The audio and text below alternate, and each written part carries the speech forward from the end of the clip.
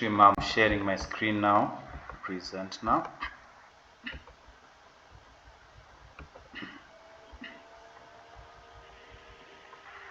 Connection ended.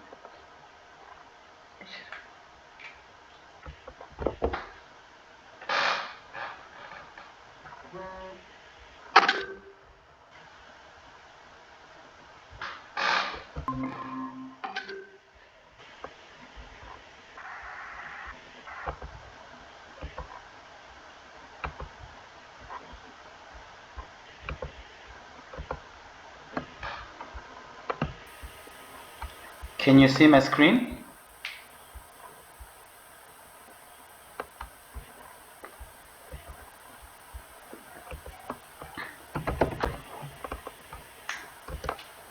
Yes. Great. So yesterday we spoke about the IDE, and we said when we launch our IDE, we have to do it from Anaconda prompt, where we then type the command Jupyter Notebook in,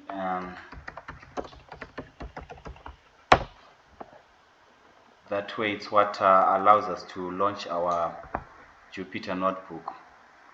Then we went through to explore the features of the notebook, right, where we talked about how to navigate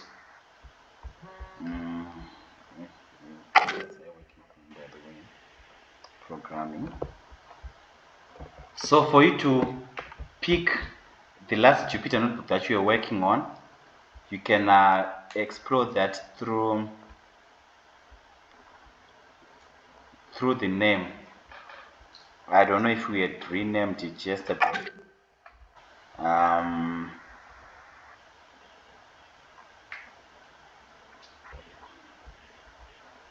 But I see we've got things that we opened a day ago under untitled, so my best assumption is any one of these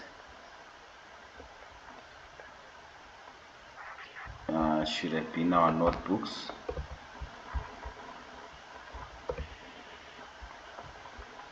Unfortunately, I also remember that I forgot to tell you how to rename. So this is the notebook that we are working on, which was named Untitled 12. So for you to change the name, if you double click where there is the current title, it gives you an option to rename, right? So you can then come and say analytics of programming, like that, and you click rename, so it will rename the notebook to that. So next time when you come through to try and search for it, you can always realize that it's now named analytics, so you can then click on analytics of programming, then you open it. Whenever you see this book turned green, it means that notebook is currently open. And if it's like gray black, it means it's not open. So that's pretty much about the introduction. We spoke about the menu bar as well as the icon bar, and specifically on the icon bar we spoke about the run, which is the button that we click to execute our code, to interrupt or stop the code, to restart the kernel, or to alternatively restart the kernel and rerun the whole notebook. Then here we say that's where you select the type of cell that you want to be dealing with, whether you want a markdown cell or you want to create a code cell or any other type of of a cell. But these other three, they are pretty much markdowns. So what you can do on markdown, you can also you can do on, in fact, what you can do on these other two, you can do under Markdown. Then we also spoke about subscripting,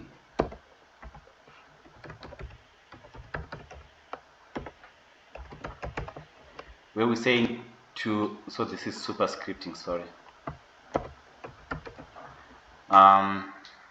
To superscript, we said you basically need to use the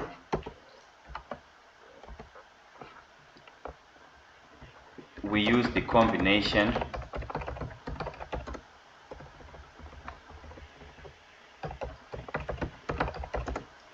of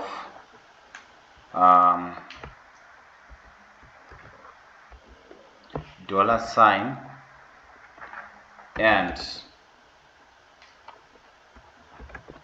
the up arrow, right?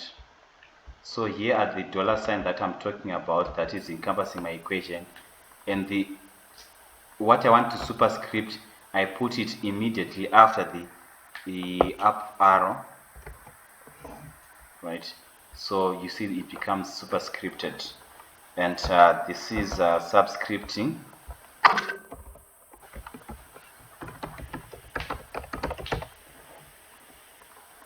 Right, where we said we use the combination of $sign and underscore, and what I want to superscript, I'll put it immediately after under the underscore, either in brackets or just the very character that I want to subscript. Same applies with superscripting. You can also put, if it's more than one character, you can put it in curly brackets, right?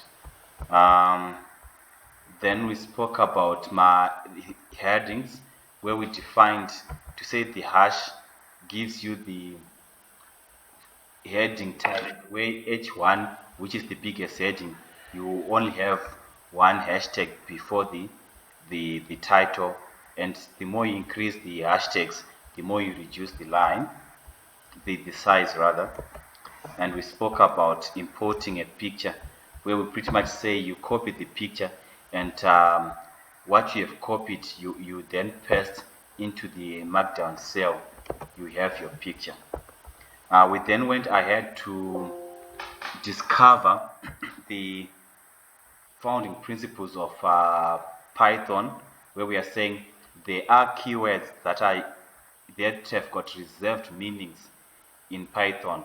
And an example that we looked at yesterday was the print keyword, where we said it's used to display the code output onto the screen.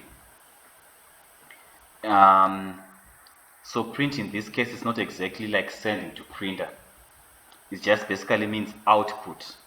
So output can either be sound, can either be visual, can either be the normal print, but it basically means outputting something. Then we also realize, as best practice, we are dissuaded from using keywords as variable names, right? We also touched a little bit about variables, where we're saying a variable is a memory space that we are creating in our program to hold certain data. So the data can be changing, that's why it's called a variable. You pretty much don't know what the data will be, but you know where the data will be used. So in place of putting the specific data to manipulate, you use the variable, right? So it's like a template that you are creating to say, I'm sure if we've all used an ATM. When you put your card into the ATM, it welcomes you to say, welcome, Mr. Tichaona Vaksai, please enter your PIN to proceed. Then the question is, how does it know to say this card belongs to Tishona Vakisai? The answer lies in use of variables. So it has got a variable that stores the name that is coming from the card of the person that would have inserted. And that name is what will be put to be displayed in a string template or a string literal. So, and to be able to present the correct information to the user. We'll look at about a little bit more into string templates later, but I just want you to have that appreciation. Then we spoke about evaluating the data type of a variable, where we said we use the keyword type. Right now I'm saying keyword, but as we progress, you realize I'll shift from saying keyword and use terminology such as method when we would have explained what a method is. In essence, it is a method, but for now, because we've only explained the concept of keywords, I'll say I'll be technically incorrect, but I'll use the term keyword for now. So the keyword, the combination of keyword and brackets, and put the variable name within the brackets, it will evaluate the data type, right? So, and you cannot, with type, you just don't necessarily need to evaluate the data type of a variable. You can actually evaluate the actual data type. So if I say type 5, it's telling me 5 is an integer. So I don't necessarily need to put it as a variable. Or I can actually say type true, like this. You realize it's telling that it's Boolean data type. So for every time you want to evaluate data, the type of data that you are dealing with, you have to use the keyword type and a combination of keyword type and brackets, right? We also realized that we explained a string as anything written inside quotes, and we did a demonstration with two variables, number and num, all assigned to 5, but the other 5 is within the quotes. When we evaluated the type, we realized that the one that was in string, in quotes, was retained as a string, and the other one without quotes was retained as an integer, right? So yeah, then we then realized that if a variable is of a numerical data type, you can as well do mathematical operations on it as if you were dealing with real figures. So that's why we're able to subtract 2 from num, but when we subtracted 2 from number, it gave us an error because number is a string. So today we want to move on a little bit. Maybe before I get into today's gist, is there anyone who's got a question on the things that I've covered so far?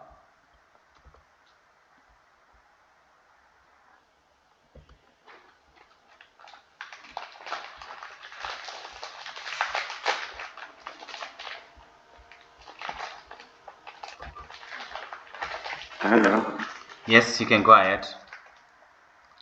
Got me, so I was there, so I don't want to delay others. And it was later on was now opening. If I open if I launch my Jupyter notebook, and so once I'll shake up an that workbook, but I'm not going to run and everything. So I think it got disturbed and also I'll come. Okay. Like I said, I'll deliberately be slow at, at this point in time because this is the fundamental basis and the most crucial foundational block. So I would request you to share your notebook so that you are also up to speed with other people and you're able to do the things that we'll be doing today. So I'll stop presenting now, and you can share with us your screen.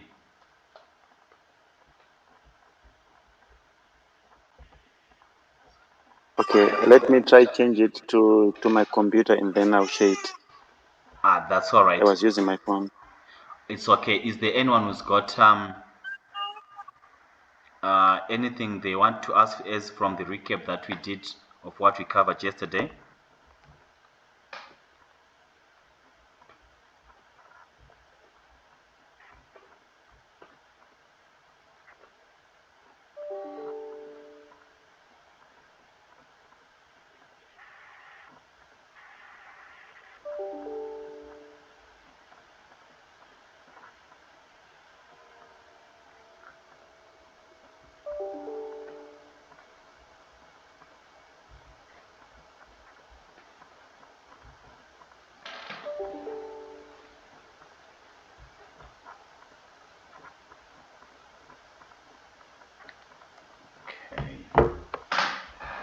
All right, I assume there are no questions.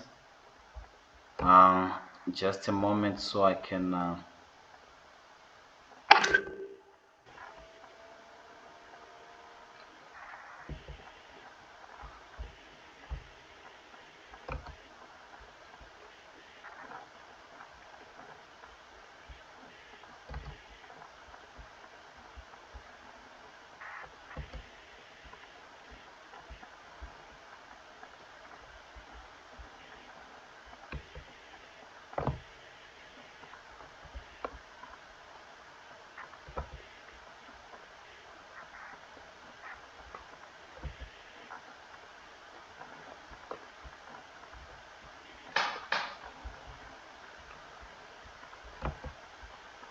okay. So on the WhatsApp group, I've just put the link to the yesterday's lecture that I've uploaded on my Google Drive. As we are progressing with the lecture, I'll also be uploading the previous videos. Apologies for the delay in sharing, but I had to compress them first and be in a position to share them. Okay, I'll go back to our presentation. Present now. So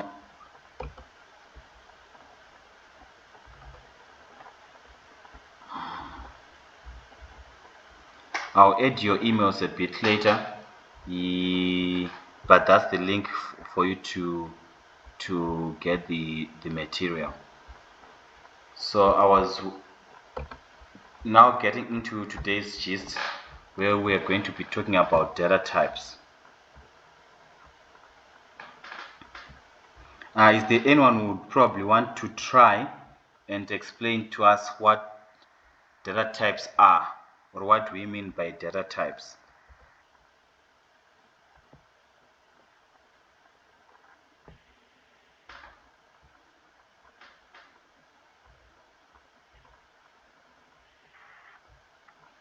Any volunteer?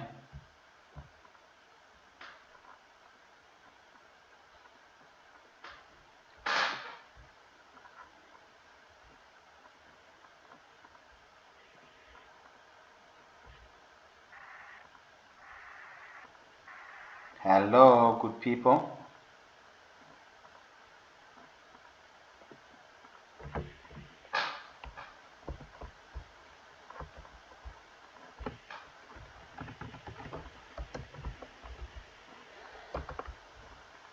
It looks like we don't have a volunteer.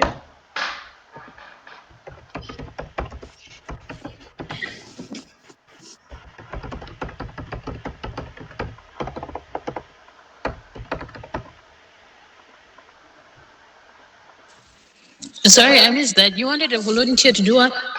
To try and define or explain data types in this way they understand them.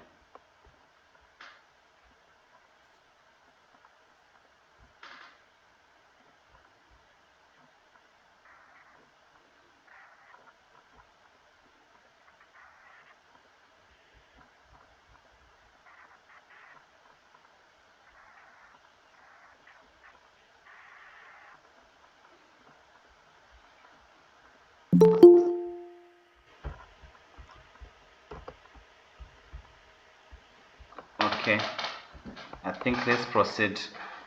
So before I get into the data types, I just, like what I've said, I just realized there is some point that some notes that I can share with you. Basically, like what we said, a keyword is a Python reserved word.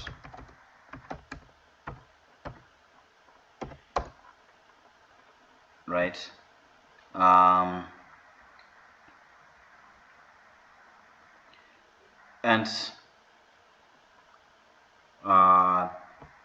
is meant to achieve a specific task.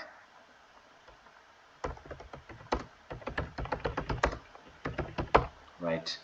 Examples of keywords that we have, so that when you meet them you won't have problems. An example would be false, wait, not a problem if you haven't seen this before. Anyone who can think about any other words that they've come across?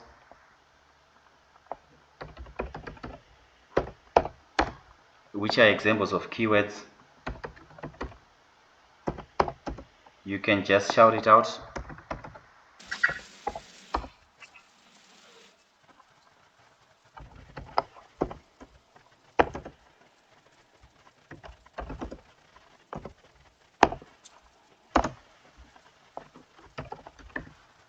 Alright, so these are some of the examples.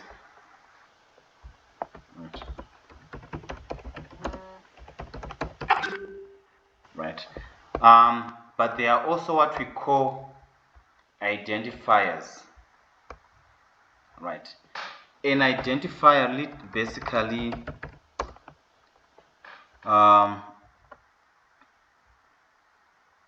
what can I say? Is a user-defined keyword. Right. Is a user-defined keyword. Right. What does that mean?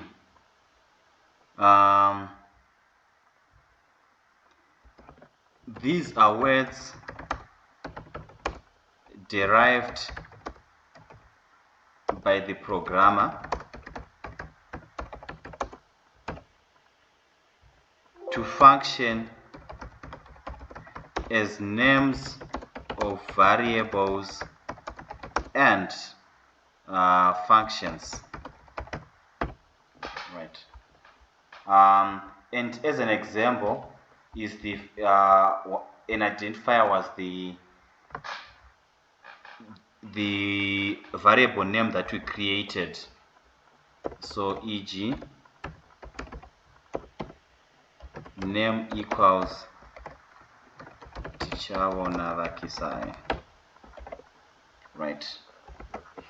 So that will be what an example.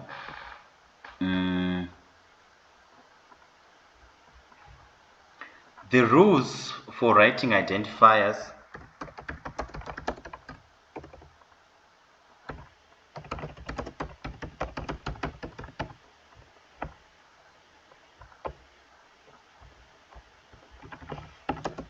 if I'm going too fast, please slow me down.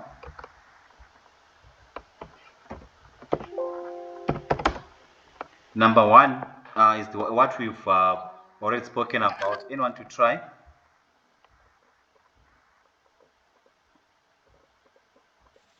I think we don't have to include the keyword in writing identifiers. Yes. No use of keywords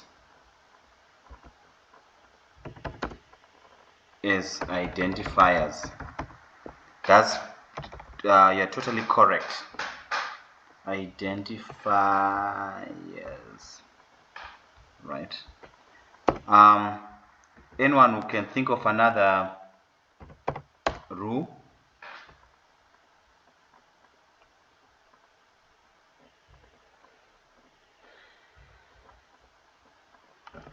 an identifier cannot start, and kind of note we are saying start, cannot start with a digit. So I can't put some first name like 1st name. I can't name the first name like that. It has to start with a letter, right? So, but it can be a combination, an alphanumeric combination. So e.g. I can't have like first name will be wrong, but name 1 will be correct. I hope we understand this rule.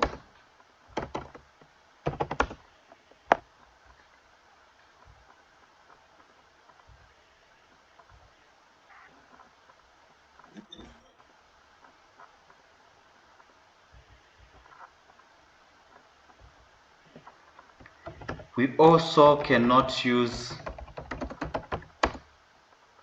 special characters except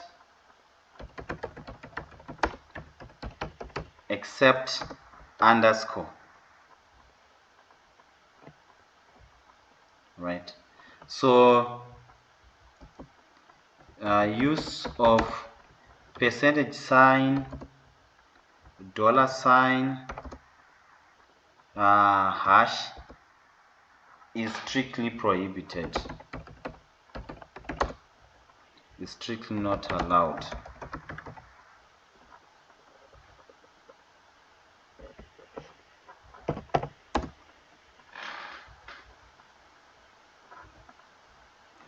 And lastly, not lastly, probably second last, an identifier can be of any length. So there is no length restriction to say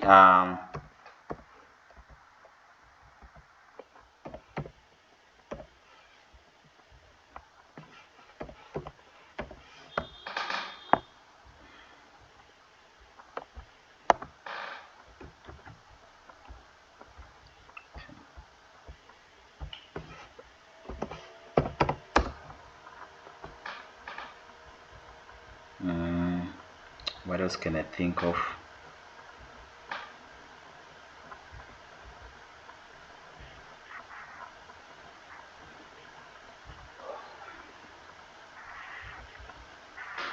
Okay, in terms of naming convention of identifiers, we use what we call camel casing.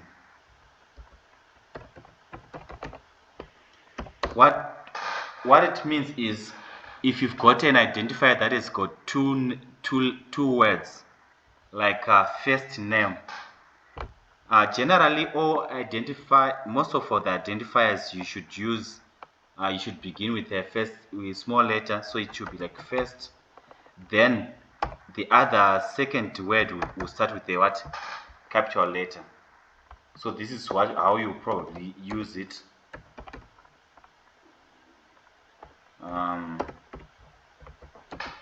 Or saying first underscore name. So this is the camel casing, where this is like the capital letter in between becomes like the hump of the camel, right?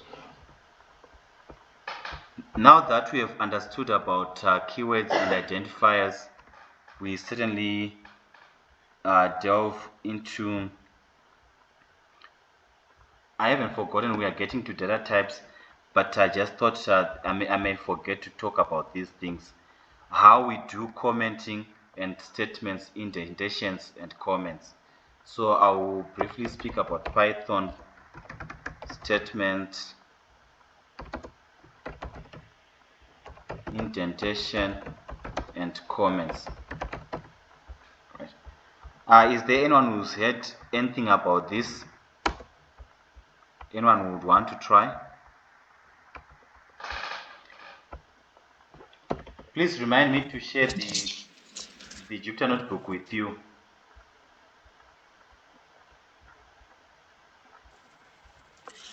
Okay, that's fine. I wanted to ask something. Yes. Is case sensitive? Like if I say capital letter A is equal to 1, 2, 3, then when I say print, I'll say print with a small letter A. Yes, it is case sensitive. Sorry, you just remind me. So I think we can include it under the rules to say calling of identifiers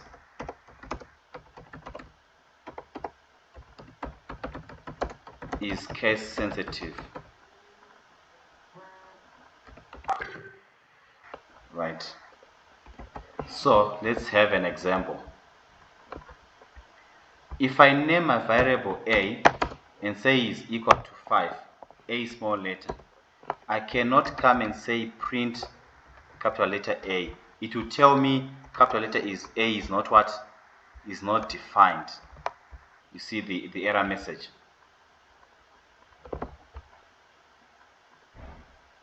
Yes. Yes. So it is very much case sensitive. But if I say print A, the small letter, it will actually be able to print, then give me the error. So the first one, you see it has run to say A is equals to 5, but the second one is actually telling me that it has a problem. So I've got two arguments, the first argument and the second argument on line 2, and it then says name S is not defined. Alright, I had put S, okay, it was a typo though. I was supposed to say put A. Okay, so it still comes out. So you see it says name capital letter A is not defined, but it has run and given me the output for the first argument that I've done, which is 5, and then the other one gives me an error. Do we see that?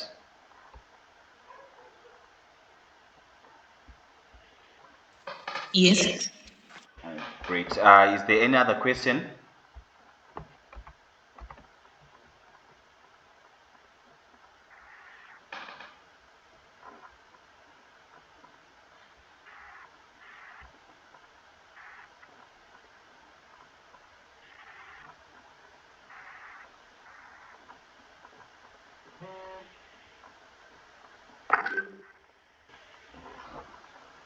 Okay.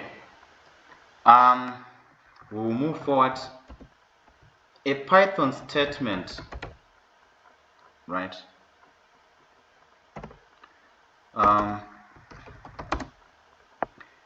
This is an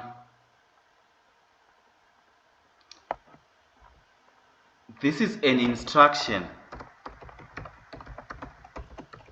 that a Python interpreter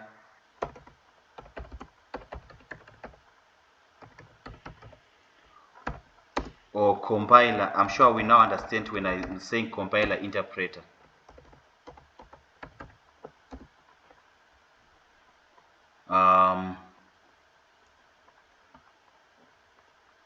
can understand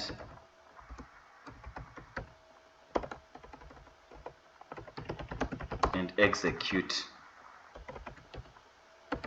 right? So what do I mean by that?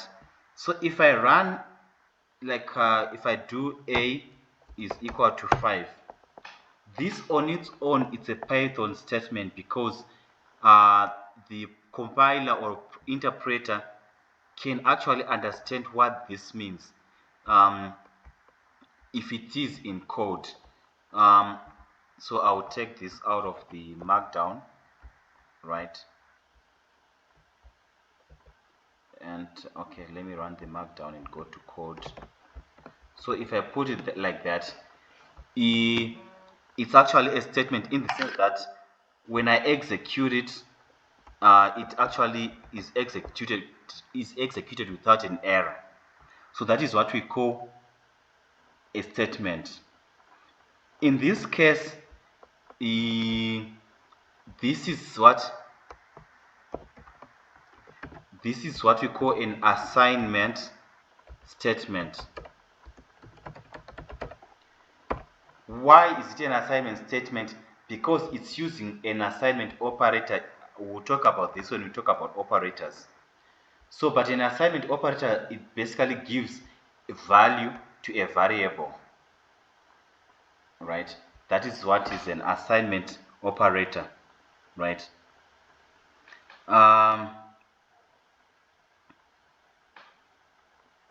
So there are so many kinds of statements, and statements put together, they make up a code or a program, right? Then we look at what are called multi-line statements.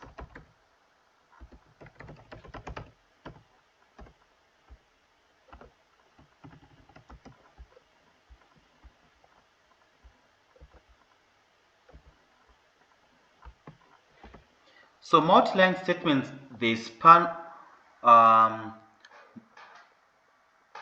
over more than one line.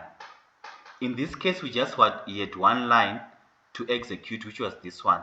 But we can have an instruction that spans more than one line, but being executed once. So it's like a continuation of the previous line.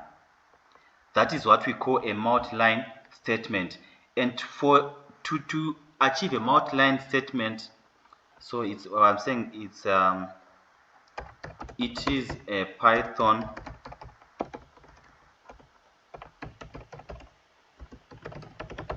statement spanning over multiple lines, but being run as one instruction, right? It makes use of what is called escape characters. We will talk about this again a little bit later, right? An example, sorry, let me just do something here. Break.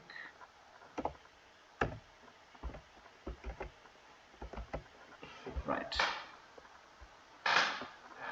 So if I say A is equal to 1 plus 5 plus 9 plus, then I put this character here, right? And come to this line and I continue, plus 4 plus 18 plus 5 plus, then I put another this character again. I can continue on this line and 7 plus 8 plus 10 plus 15, right? If I run this, it's executed as what? Is one instruction. So it's adding all this despite the fact that they are in different lines, and gives me the total. So if you've got a very length code and you want to split it to the next line, you probably would want to make use of what we call a multi-line statement. I don't know if that's clear enough.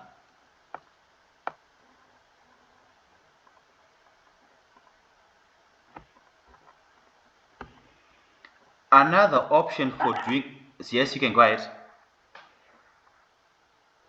I want to say that's clear. Great. Another option that you can achieve a multi, let me use B this time, a multi-line is used through the use of, I've spoken about, let me do it this way. I'll add a cell here, a markdown cell. Another option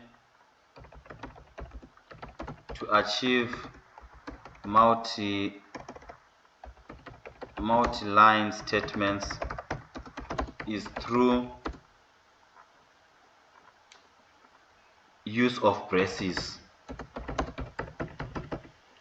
right? So we've got basically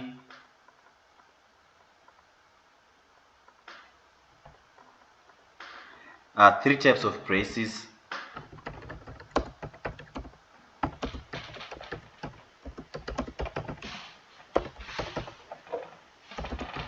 That is, the first one, you've got your normal brackets. The second one, you've got your angular brackets. The third one, you've got the curly brackets. So anything that you put within these will be treated as what? As one instruction. So I can come and say, for argument's sake, take this, right, and I remove these, right, and I run. I can still get my answer still as 74. Do we see that?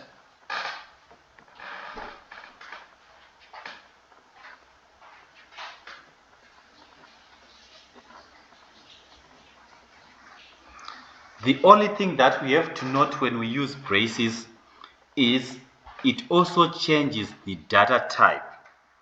So in the case of A, okay, let me just write that as a note for you, for the time when you are revising.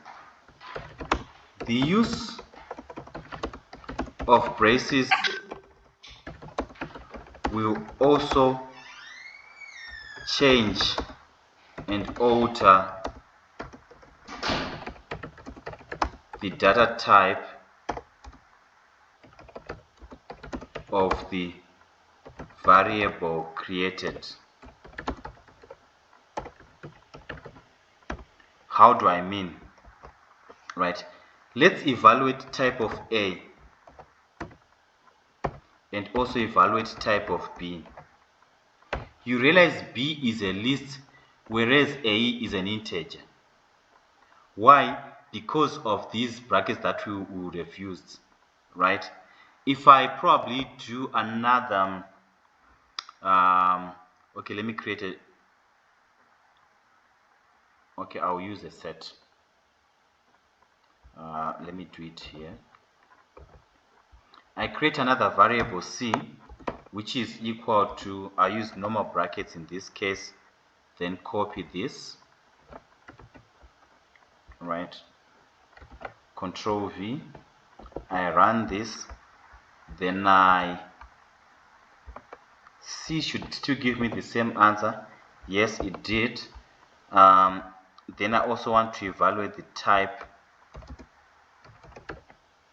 C. Okay, it's coming out as int. What happens when I use? Okay. Oh yeah. So you see, C becomes a set because of the use of the what? The curly brackets. Right. So you always also have to then take note of the braces that you are using so that you don't also change the type if you don't need to change the type. I don't know if this part is clear as well.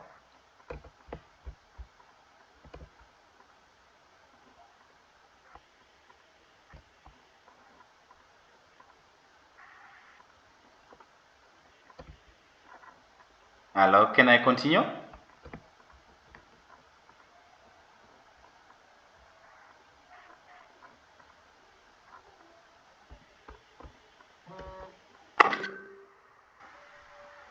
Okay, I hope you are following. Okay, from there, I think we'll touch a little bit on indentation and then finally close with comments, although we've also used some comments already.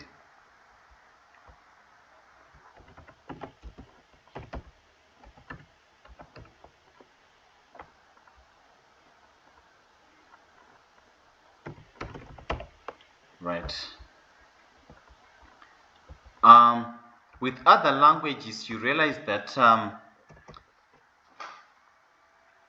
code belonging to a certain, or maybe a specific code written to be, well, how can I explain this?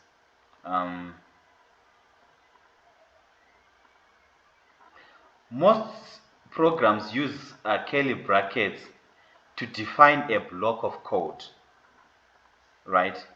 But in Python, we don't necessarily have to make use of braces always, because Python is a dynamic language, right? It's not that much strictly typed, so it allows us to create blocks without explicitly declaring them.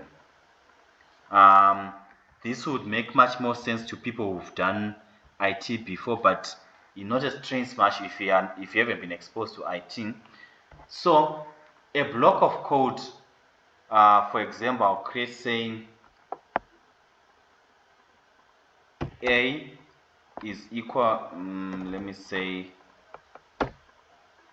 ls is equal to list also I'll come back and write notes here, so I'll write code here is equals to range 10, right? Then I write a code like for I in ls print I, right? If I run this code, it will print all the numbers incrementing up to 9, right? So this is the output 0, 1, 2, 3, 4, 5, 6, 7, 8, 9, right? But let's now get to understand what this is. So let me do it this way. Print I, then print asterisk, asterisk, asterisk,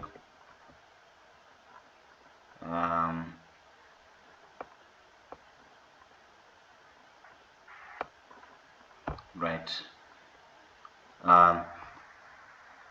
Then I also print asterisk, asterisk, the end. So this is actually supposed to be string.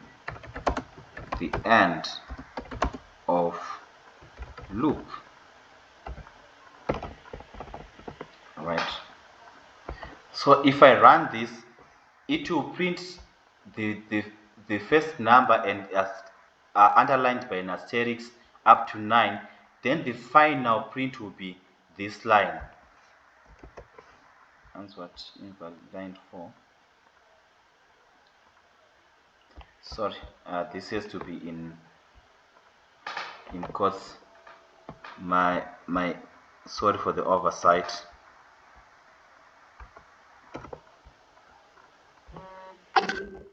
Same applies to this as well.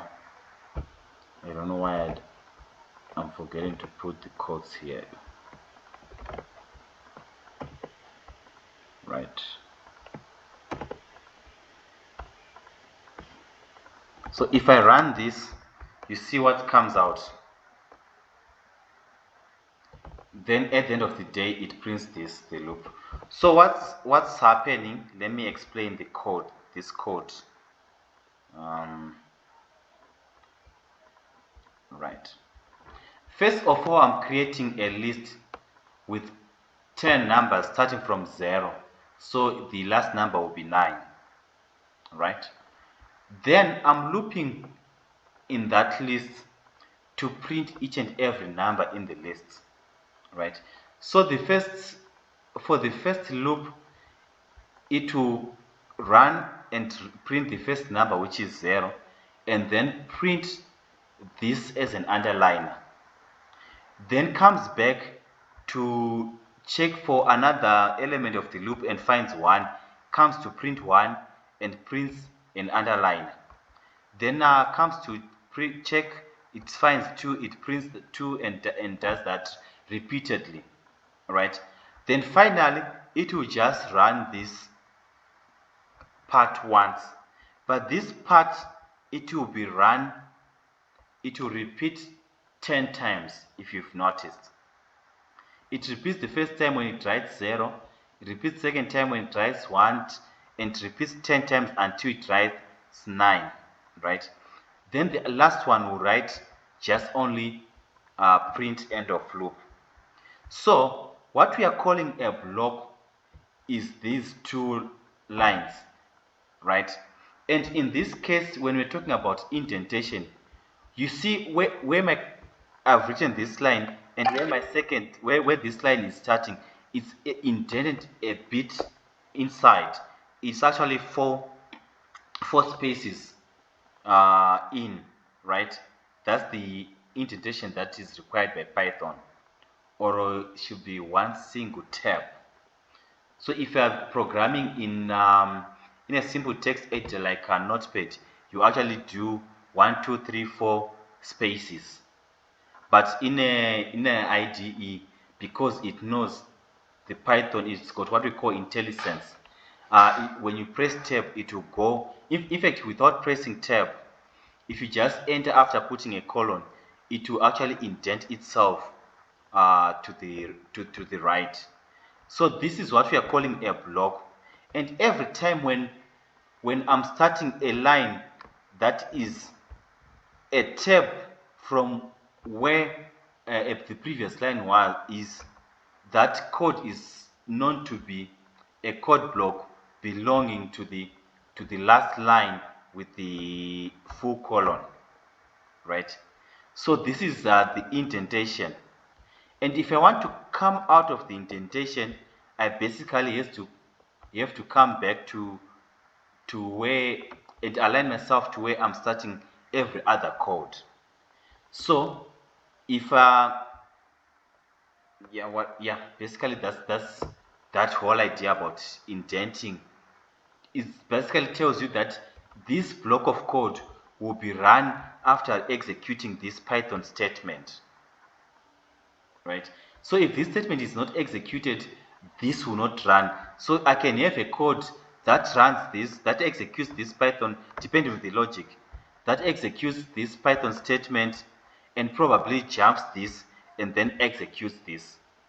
So if this line is jumped, this automatically will not be run, because it only can be run if this line is executed. So this is all about indentation. I don't know if there's a question.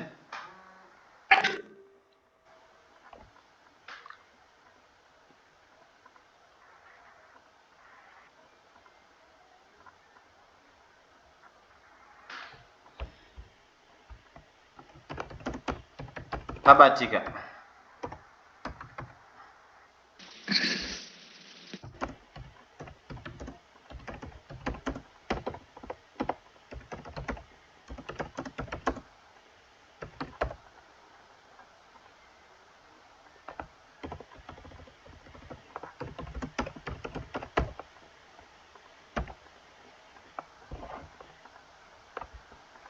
So that's all about. This is quite important to master the concept and principle of indentation. I've seen most people who fail is because probably they have issues with their indentation. Because when you do probably create a class, create a function, you realize you use this principle so much. In fact, the creation of a class, you cannot talk about creating a class without mastering indentation. Anyway, let's move on.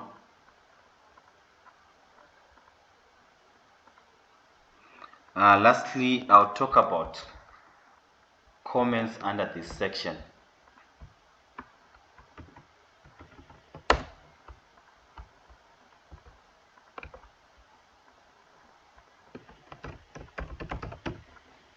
Right. Now that we understand what a Python statement is, a Python statement was basically said it's anything that is understood by the compiler and that can be executed. Then it means a comment is definitely the opposite of what? Of a statement.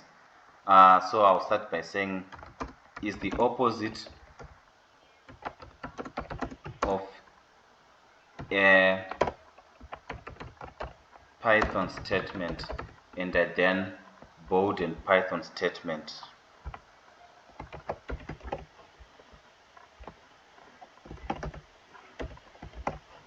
Right. This is a piece.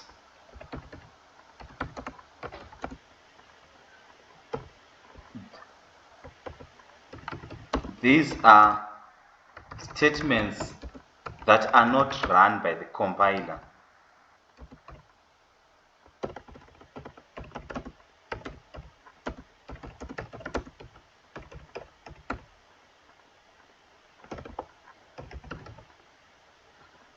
And ignored during a code execution.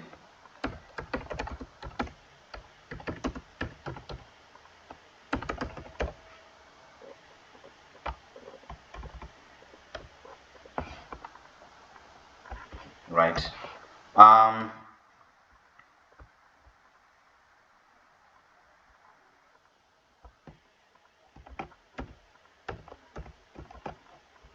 What do I mean by that?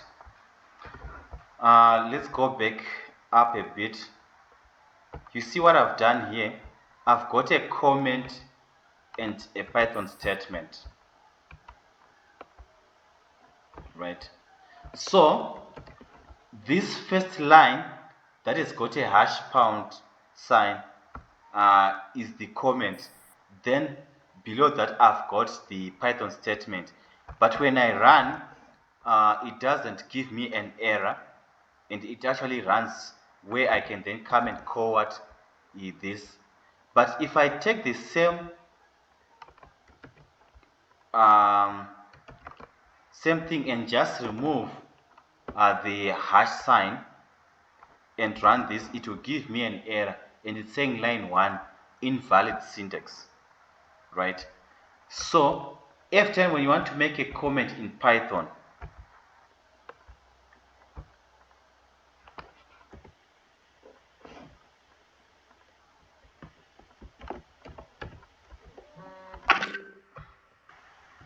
we use the hash or pound sign for all comments or statements that we do not want to, that we do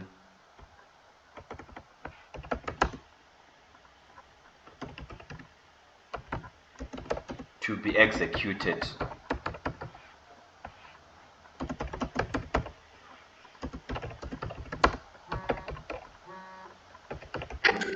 Right.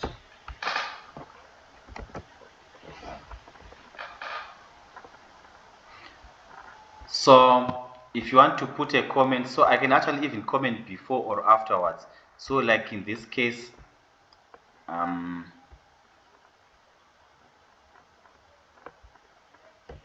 I can actually even come and say pound. This is an assignment statement. I can still run my code without errors, but if I do it the other way around, it will have errors. Maybe as a question, why would we need to comment our code or to be able to make comments? Any taker?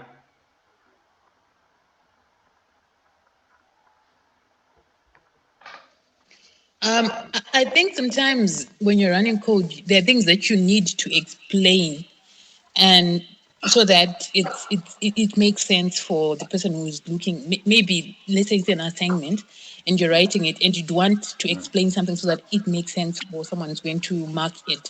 Then you need to comment Very true. That is one of the uses of comments. But also think in real life situation where you are in your workplace and probably you don't necessarily need anyone to review your code. Why would you want to comment?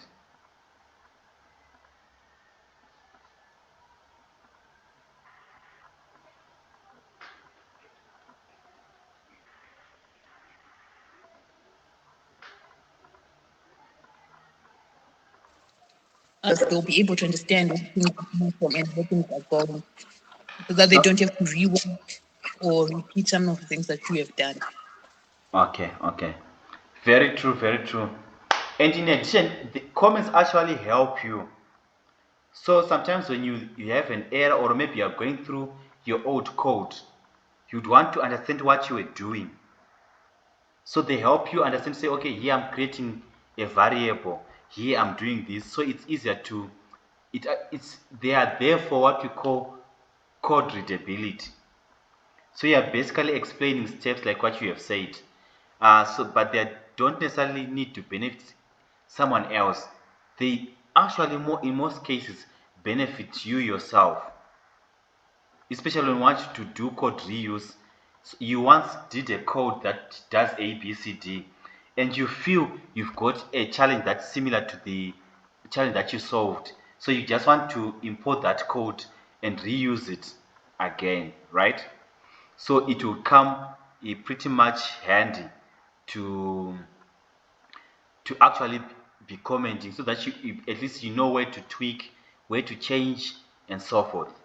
Otherwise, you might end up breaking the whole code.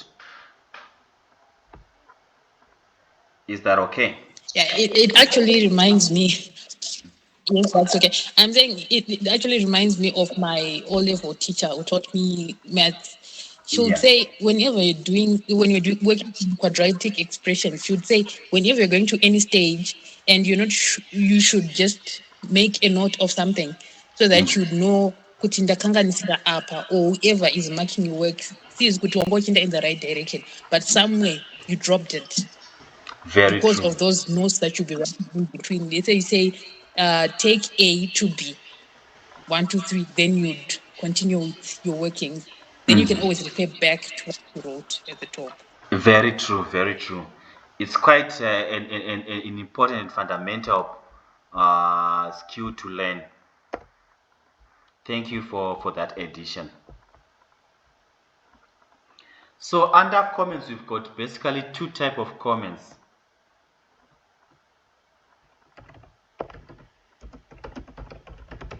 We've got the single line and the multi-line comment. I'm sure now you can almost visualize the difference, having done the single and multi-line statements. Can anyone want to try? Does anyone want to try the difference?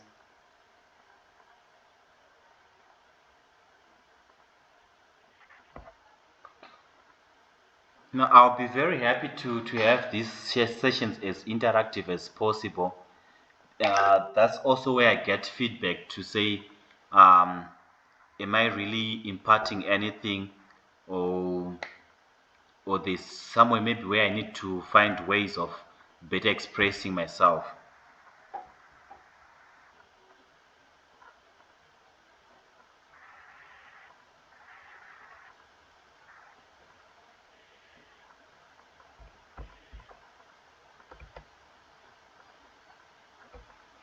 Mm. So we're saying number one, there is what we call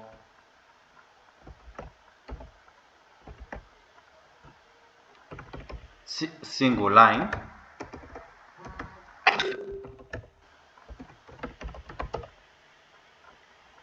Right.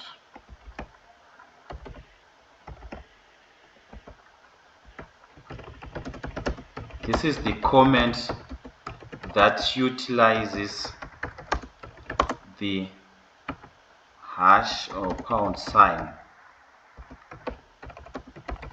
and spans only within a single line.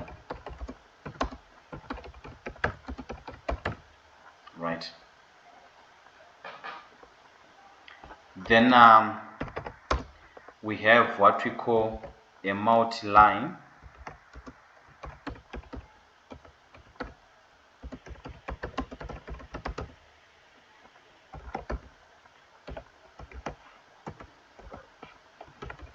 This is a comment that spans over multiple lines.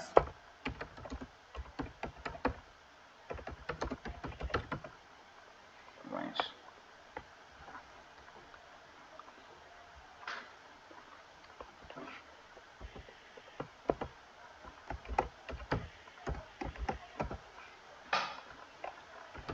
This can be achieved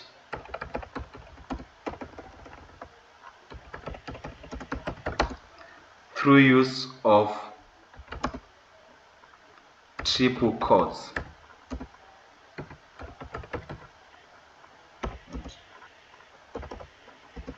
In bracket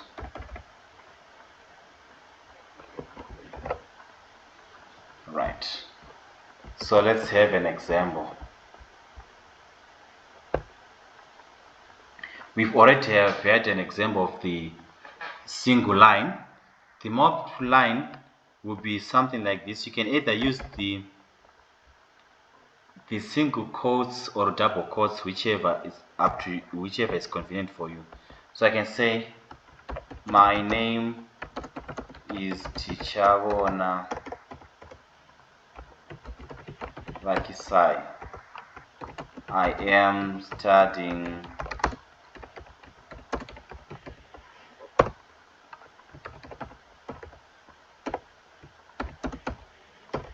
it is so much fun to code. Right.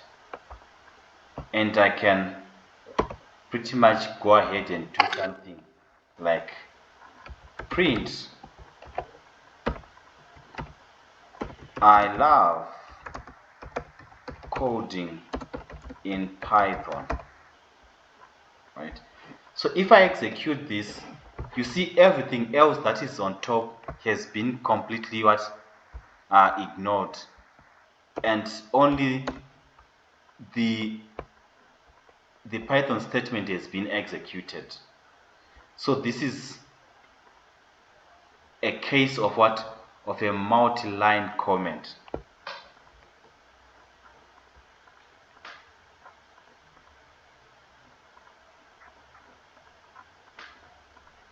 Right.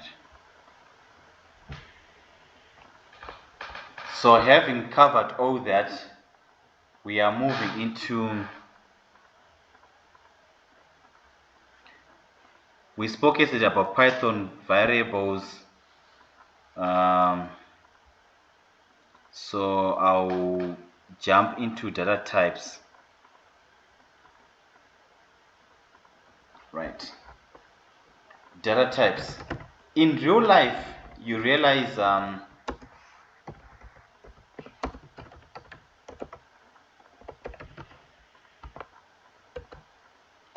we've got different data that we interact with, right? Kumusha unobvunza kuti une mombe ngani. Ngani is a data type. They expect a certain response, right? Ukabvunza kuti une mombe ngani, ukati ndedze black, people will look at you like, what are you saying? Because the type of data that you've given back as feedback is not congruent or corresponding to the data that is expected, right? They are basically expecting a number when they ask the question ngani. But ukazonzi une mombe mandoi, they no longer expect a number, they expect something that is descriptive, in adjective, so to say. Same applies in programming. There are so many types of data types that are available out there. We deal with every data type that is available in reality. So in reality, we've got numbers, right? We also have got, I'll say, statements, right? We also have got what we call Boolean. We also have got what we call lists, sets, dictionaries,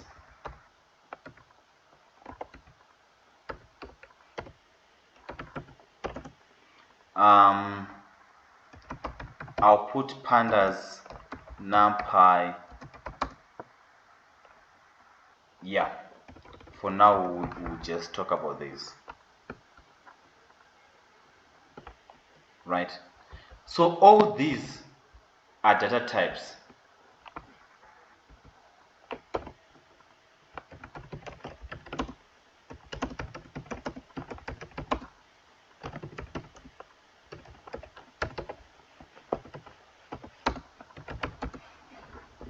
Right. So we certainly can see the importance of what data types. And other data types, we basically have got two types of data. There is what we call the primitive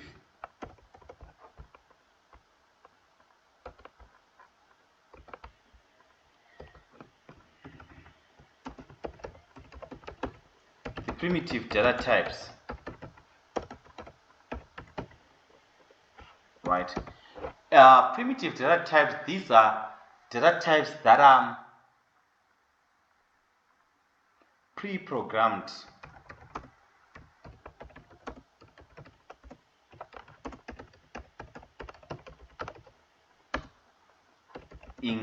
In Python, right? And these include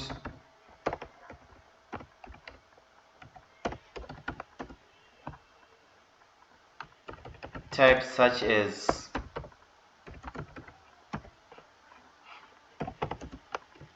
int,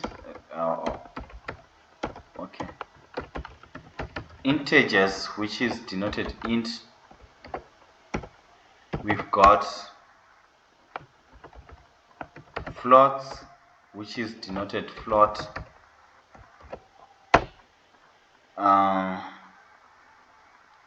Boolean, etc. So these are data types that are already fed and defined in the program itself, right? But we also have got what we call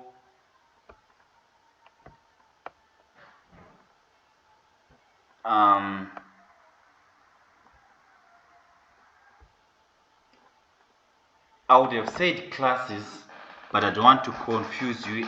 For now, I will say user defined, let me say derived.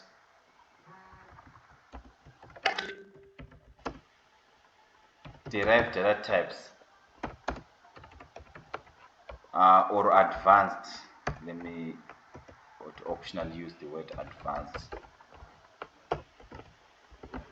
data types.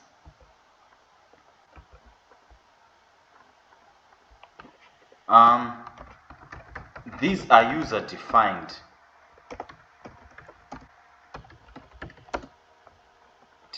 data types and include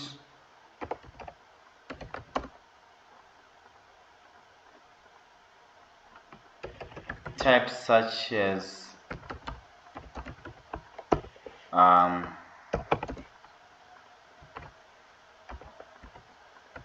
classes,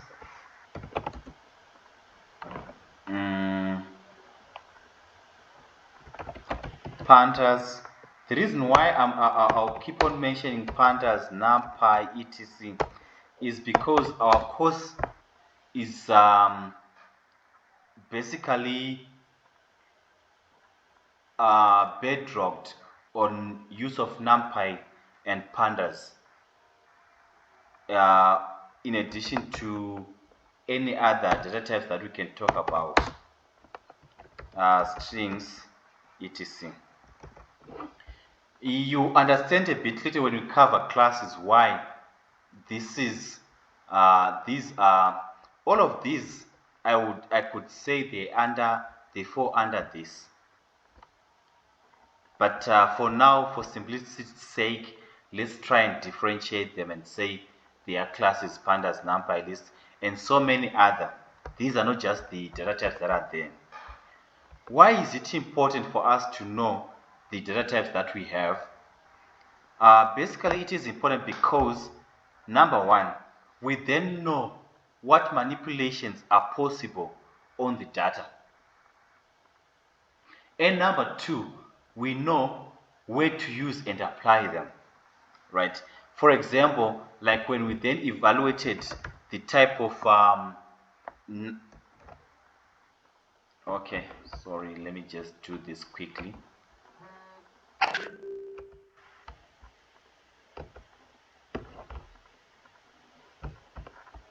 Richaramba pamwe because pane ma errors.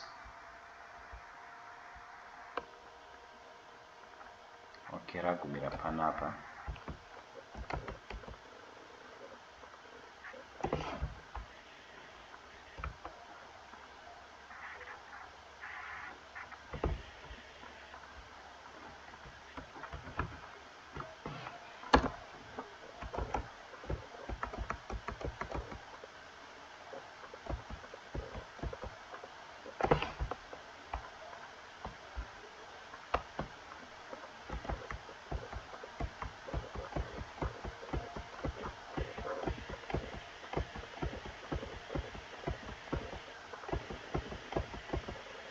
Right. If I say type number, the one that we created Kumsoro, we see it's a string. And we all witnessed and agreed that you cannot make mathematical operations on a string. So having an idea or knowing our data type, we'll be able to inform on the manipulations that we'll be able to carry out on the data. So this is the reason why it is critical for one to really understand their data.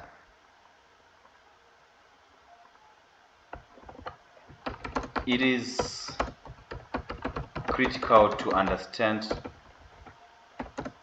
to know and understand the data types we are dealing with,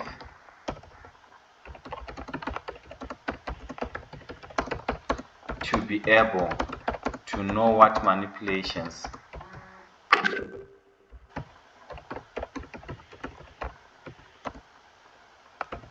to perform on the data. Right. So this is the reason why we need to understand things like data types. However, regardless of what data type it is, you still, in Python, it gives you the provision to convert from one data type to the other. So we are talking about what we call type conversion, data type conversion.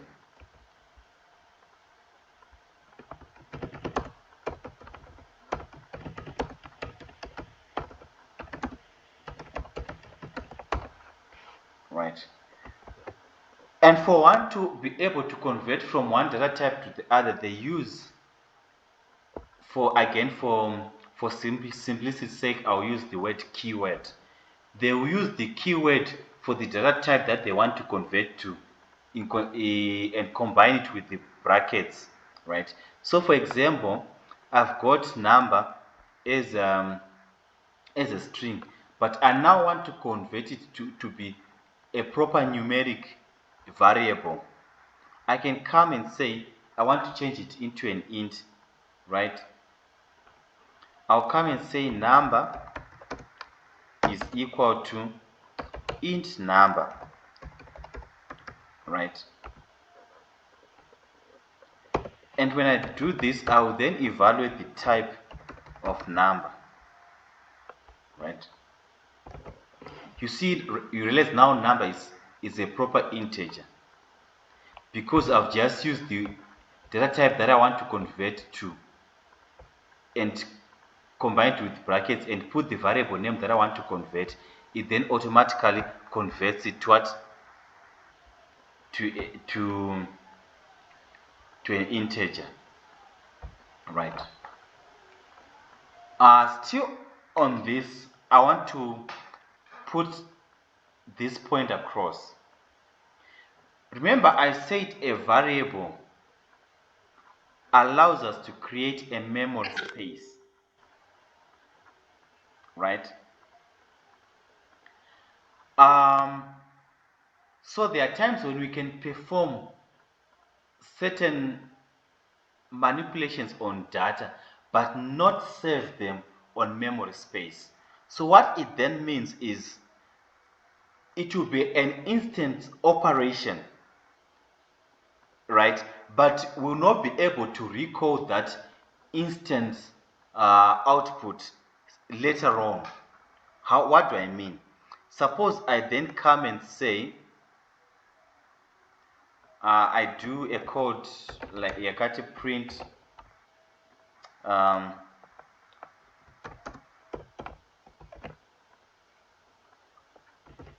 I came out number and I say blah dot format string number. So string number, I'm using str to convert number, this number that I've converted into an integer. I'm now converting it back to a string using str. Then that converted number, I'll be inputting it here in my string template. We'll talk about this later. And then I want it to print this template, including that string that would have been converted, right?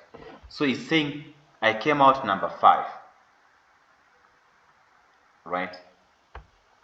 If you evaluate type str number, you realize it's what? It's a string, because str converts number into what? Into a string. However, if I then come back and say type number, right, you realize number is still an int. So what would have happened? All these moments where I'm using str number, I'm doing an instance conversion of number to a string for use at that particular moment, but I'm not overwriting into the memory space created. So if I want number to permanently be a string, I'll then come and create the variable either with the same name. When I create a new variable with the same name, I'm overwriting the variable that was already there. So if I come and say str number, right, and then now come and evaluate type number, you realize it is permanently a string now and no longer what? An integer. I don't know if this concept has been if I have done justice.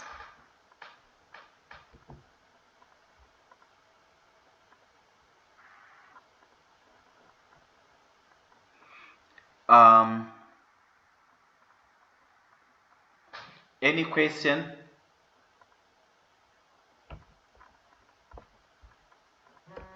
Any request for me to repeat certain portions of what we've covered? Please go ahead.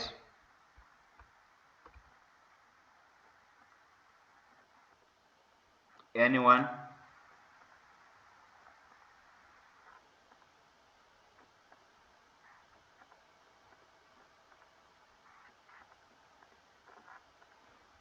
Pachinevano.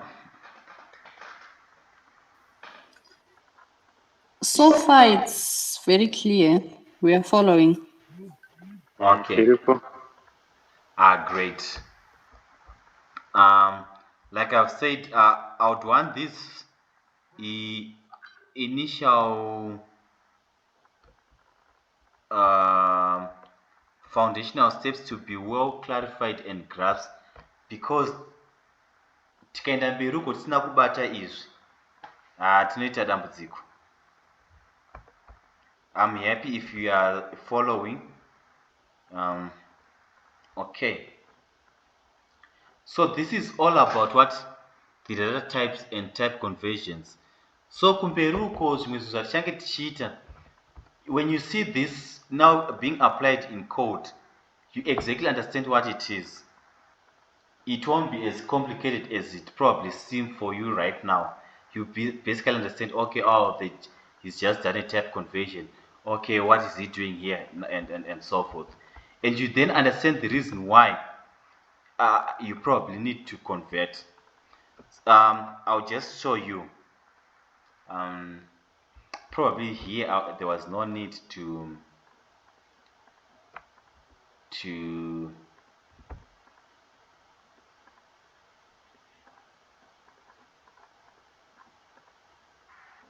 okay, let me do an example that shows why sometimes we need to convert. I'll again convert number to an integer.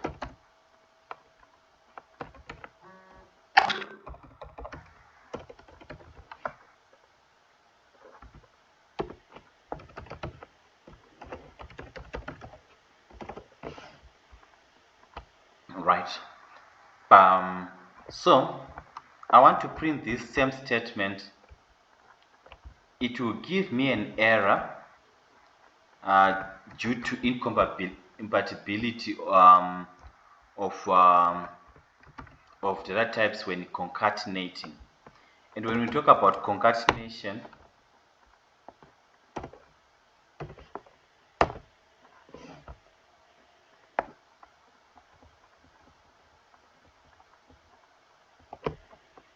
in programming, it's basically combining two strings.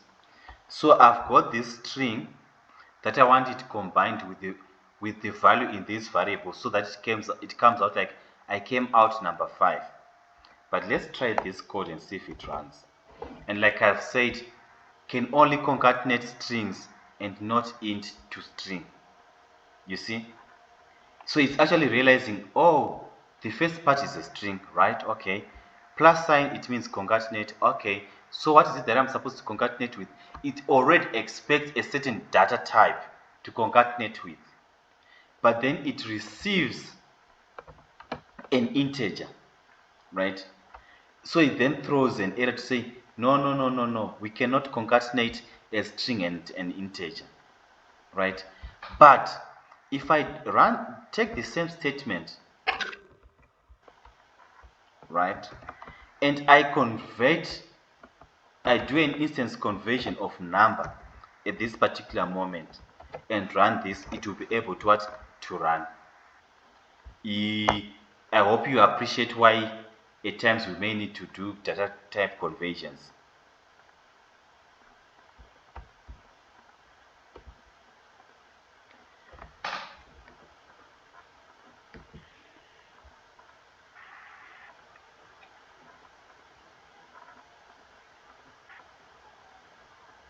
Right.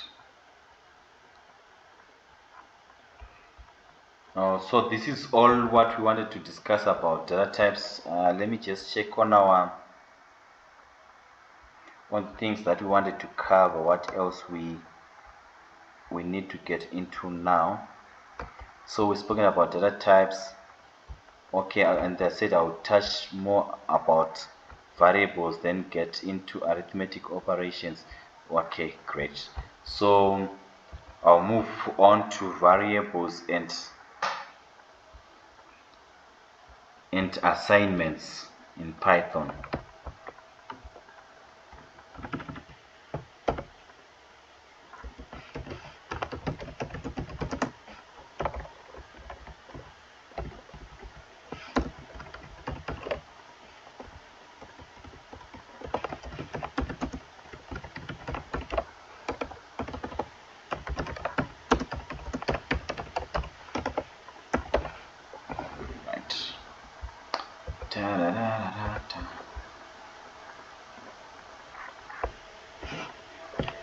We now know that a variable is an identifier.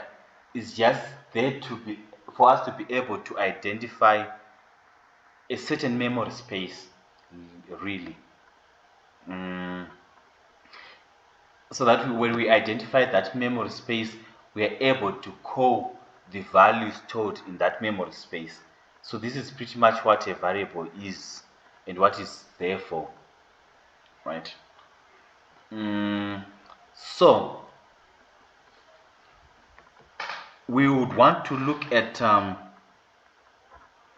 that we understand the data types, we want to look at the types of variables that are there and how we can work with them.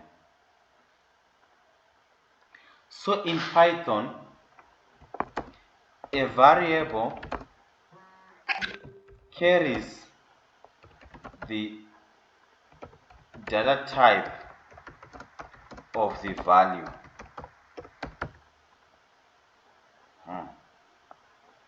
What do I mean by that? Let me just add a new column for now.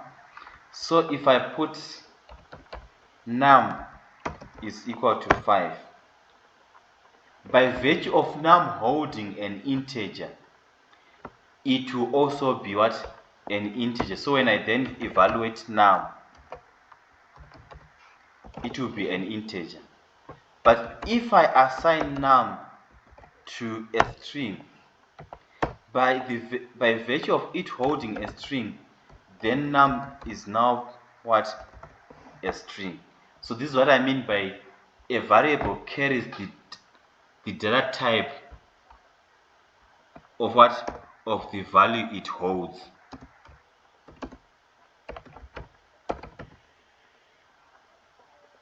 Right.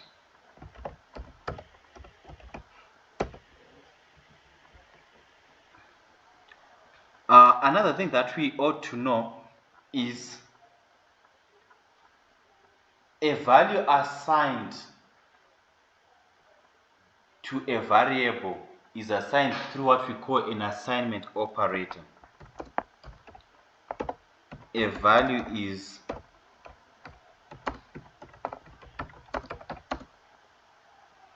to a variable through use of an assignment operator, in brackets equals, right? In an assignment statement, the variable is on the left side of the assignment operator. The variable is always on the left side of the assignment operator and value to the right of the assignment operator. Right.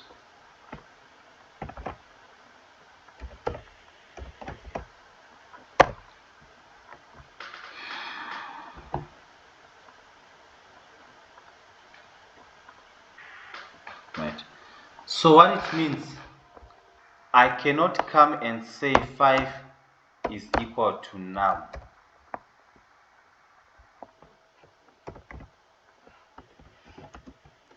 This would be wrong assignment. Right. Can't assign to literal. Right. So there are two things at play here. Number one, remember the rules that we've talked about in terms of a variable naming convention, where we said it cannot start with a number. So it's saying that rule is violated. Number two rule that has been violated, it cannot assign num, right, to 5. for it, the logic is like 5, we know 5 is a value on its own. So we cannot assign a variable to a value. It's right? So it's always a value being assigned to the variable that is on the left side of the equal sign.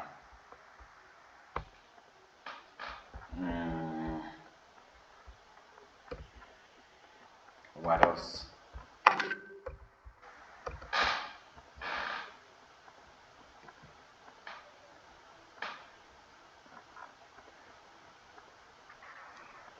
So assigning a variable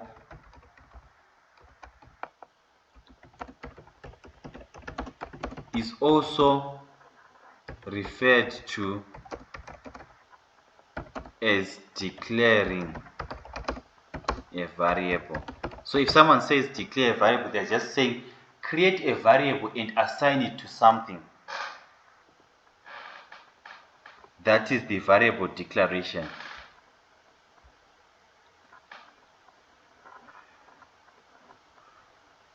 We can also do what we call, I think we've already seen that we can also override on the same variable.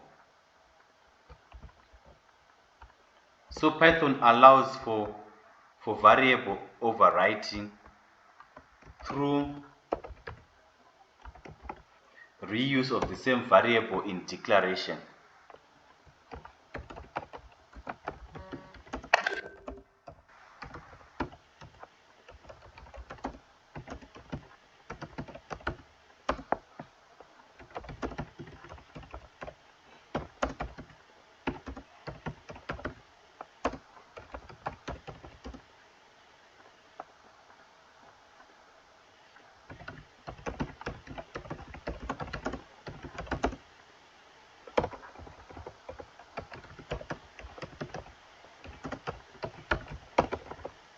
Through declaration of previously used variable.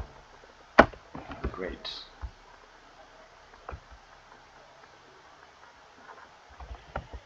So if I create d being equal to 12 rather, I get d is 12, but I can then create d now to be equal to what I declared again, and say it's now equal to true.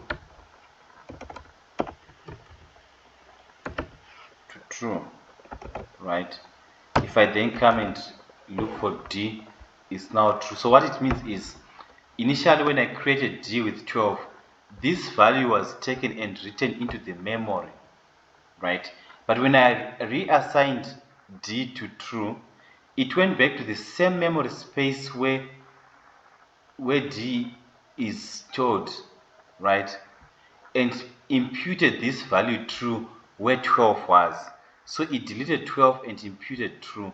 So every time when I now call d, it will have the value of the most current declaration, right?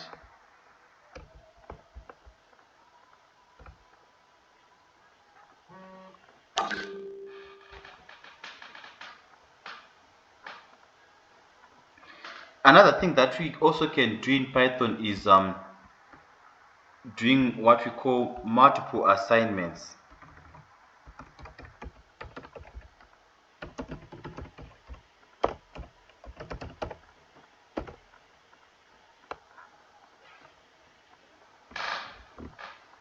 Right. Multiple assignments you do by separating the assignments that are in one line using a comma. So I can say A, comma, B, comma, C, and then put one equal sign is equal to 5, comma, 6, comma, 9. Let me make this minus 6. The only thing that you have to note with multiple assignment is the number of variable names should be equal to the number of values being assigned to those variable names. And the values will be passed in the same order to the variable names. So 5 being on first position, it will be assigned to A. Minus 6 being on the second position will be assigned to B. 9 being on the last position will be assigned to C. Let's see if this works. Print A, print B, print C. So you see, A was 5, B was minus 6, C was 9. So this is pretty much how you would do multiple assignment.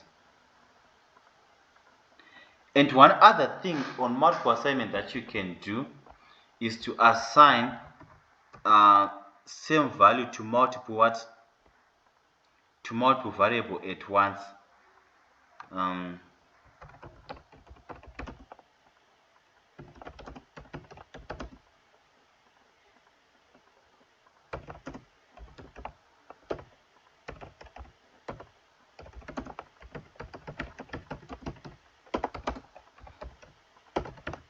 So this we will be able to do when we say x is equal to y is equal to z, which is equal to what?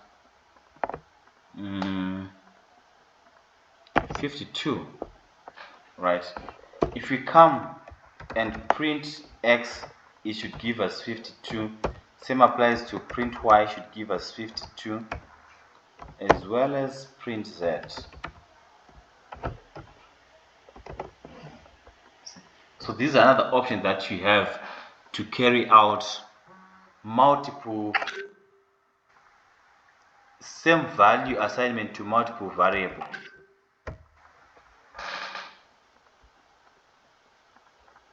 Right. Are we all still following?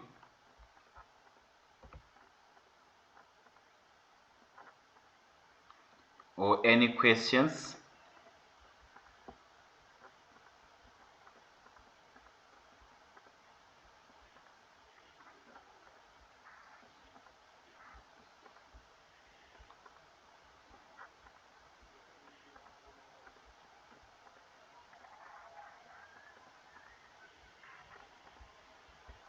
Okay, I presume we are following. I think this is all about variables and assignments that I wanted to talk about. I'll simply talk about another type of a variable, which is a constant.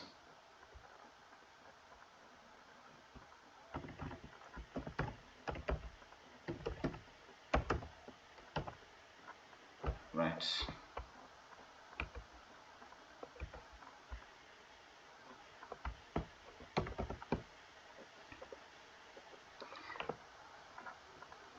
This is a type of variable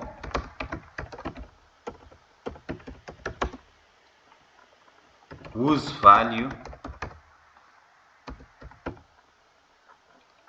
cannot be changed. It remains constant throughout execution of the code.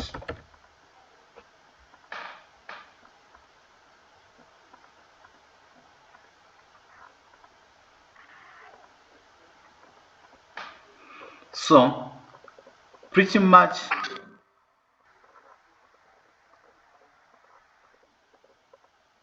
like what we have seen, what we've been doing, what can I say?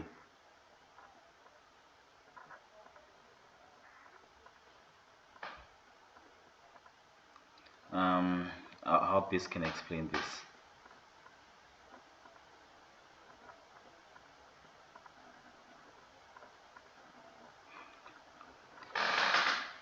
Like variable, we're saying it's dynamic in the sense that it can ever change, right? But there are certain values like your mathematical pi. Pi will always be pi. It will be the same number. What may change is the accuracy level, to say to 2 decimal places, 3 decimal places, or so forth. But otherwise, pi will always be the same, right?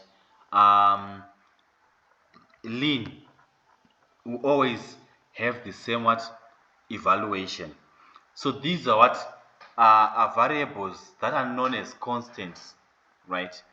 In those in Python, we can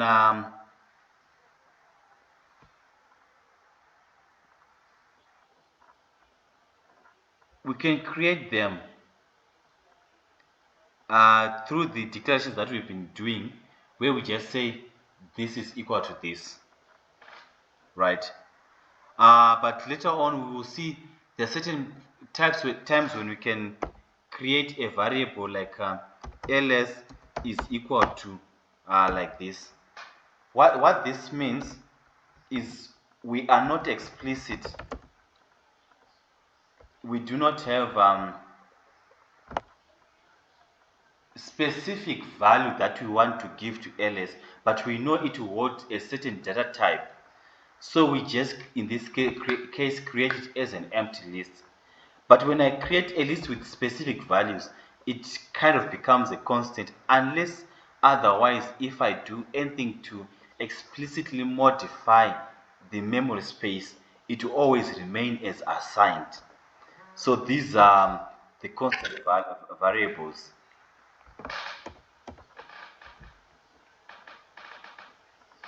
Um,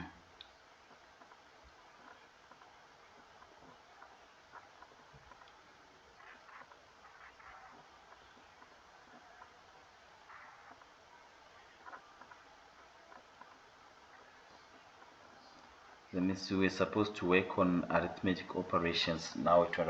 I don't know, guys. My time is saying 21:16.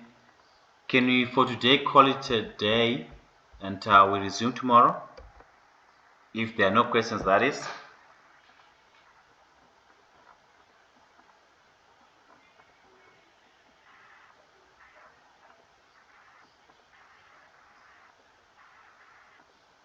Yeah, we are full.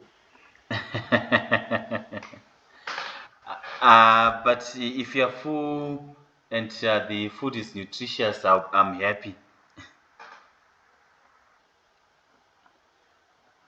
Hopefully it is nutritious. It's not that kind of food that will cause you kwashiorkor.